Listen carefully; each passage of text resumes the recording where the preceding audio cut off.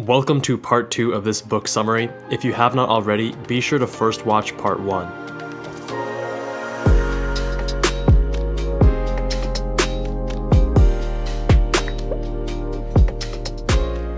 Money is not the answer.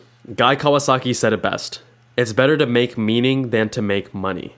If your goal is to make meaning by trying to solve a big problem in innovative ways, you are more likely to make money than if you start with the goal of making money, in which case you will probably not make money or meaning. Plain and simple. Grant yourself permission. Tina explained that over time, I've become increasingly aware that the world is divided into people who wait for others to give them permission to do the things they want to do, and people who grant themselves permission. Nobody needs to tell you that you can do or should do something. Just do it. Tina explains that she told a friend she planned to write a book. The friend responded, "What makes you think you can write a book?" She couldn't imagine taking on such a project without the blessing of someone in a position of greater authority. Some look inside themselves for motivation and others wait to be pushed forward by outside forces. There's a lot to be said for seizing opportunities instead of waiting for someone to hand them to you. So I started a biomedical incubator at my school, meaning an organization that helps students create startups in healthcare. I didn't ask anyone for permission. In fact, 2 separate faculty who I approached for guidance told me that it was a nice idea, but impossible. They had tried the same thing in the past and failed. They were also much more experienced in this sort of thing than I was, so what made me think that it would work out this time? But I gave myself permission.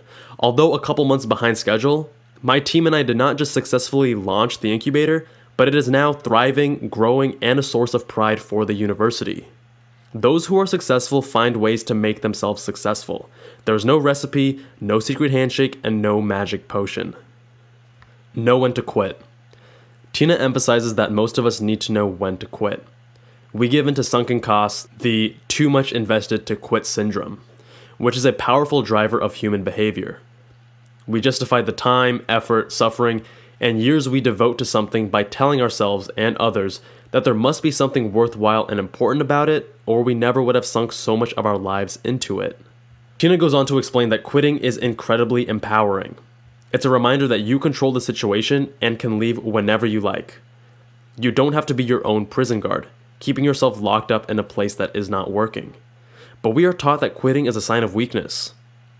She argues that in many circumstances, it is actually the opposite. Quitting is often brave because it requires you to face your failures and announce them publicly.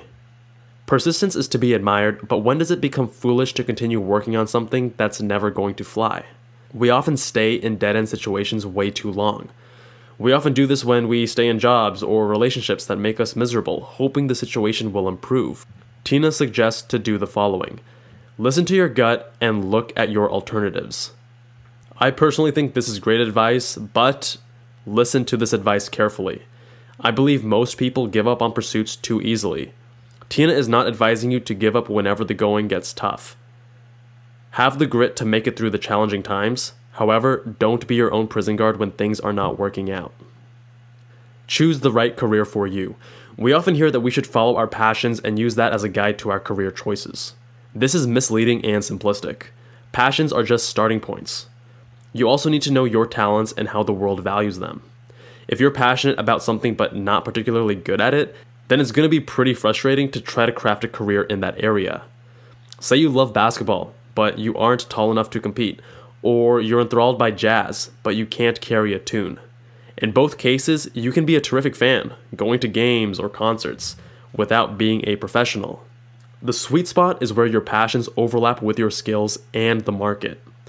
If you can find the spot, then your job enriches your life instead of just providing the financial resources that allow you to enjoy your life after the workday is over. The goal should be a career in which you can't believe people actually pay you to do your job. Taoist philosopher Lao Tzu sums this up brilliantly. The master of art of living makes little distinction between his work and his play, his labor and his leisure, his mind and his body, his education and his recreation, his love and his religion. He simply pursues his vision of excellence in whatever he does, leaving others to decide whether he is working or playing. To him, he is always doing both. Don't be afraid to change trajectories. People who are close to you often expect you to make a decision about your career and stick with it. They want you to be a fire and forget missile that zeroes in on a target and pursues it relentlessly. But that's not how life works. It's okay to change course many times before finding the best match for you. I love how Tina compares career trajectories to traveling. Planning a career should be like traveling in a foreign country. Even if you prepare carefully, have an itinerary, and a place to stay at night, the most interesting experiences usually aren't planned. You might end up meeting a fascinating person who shows you places that aren't in the guidebook. Or you might miss your train and end up spending the day exploring a small town you hadn't planned to visit. I guarantee that the things you're likely to remember from this journey are those that weren't on your original schedule. Don't be in a rush to get to your final destination. The side trips and unexpected detours quite often lead to the most interesting people, places, and opportunities. Like Steve Jobs said, you can't connect the dots looking forward, you can only connect them looking back. The road ahead is always fuzzy and full of boundless uncertainty. It's critical to surround yourself with incredible people. By surrounding yourself with quality people, you increase the quality of the opportunities that flow your way. Great people support one another, build valuable networks, and create a steady stream of new opportunities.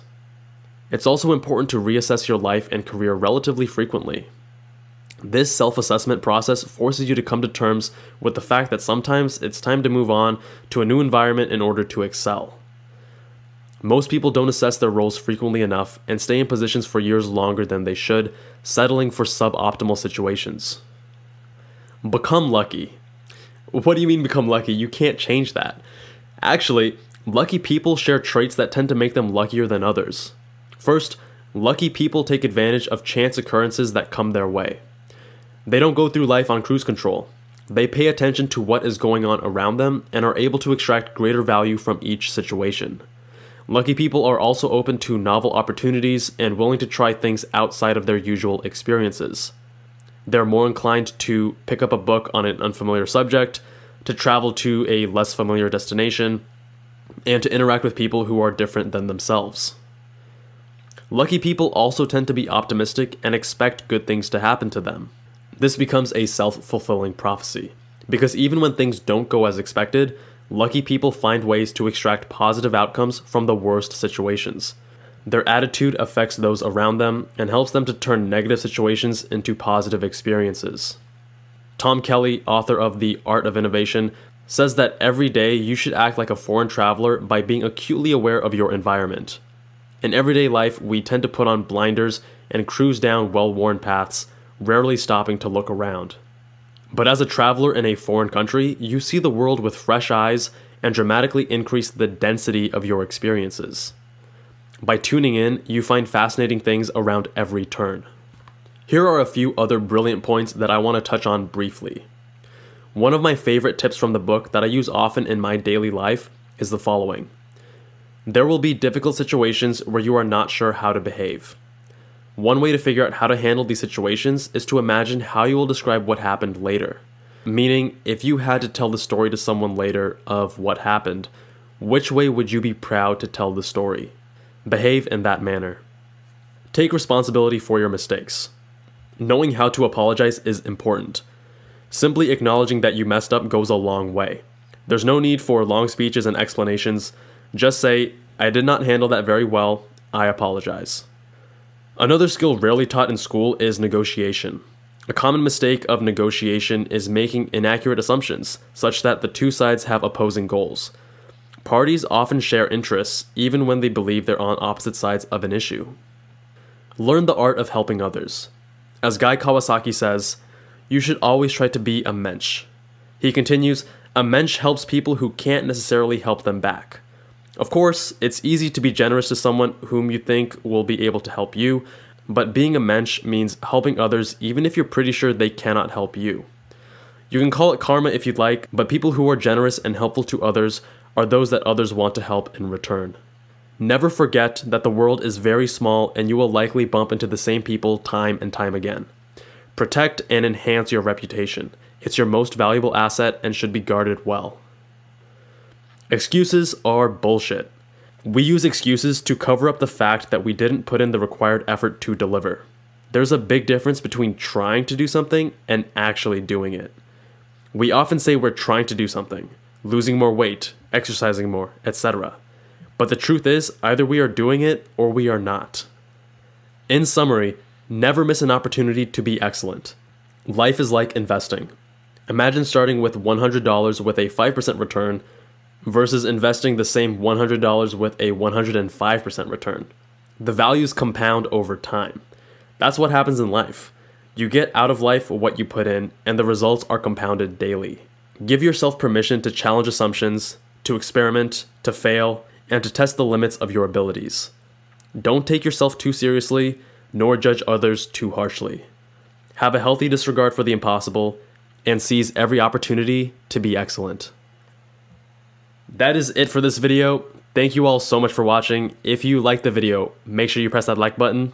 New videos every week, so hit subscribe if you have not already, and I will see you guys in that next one.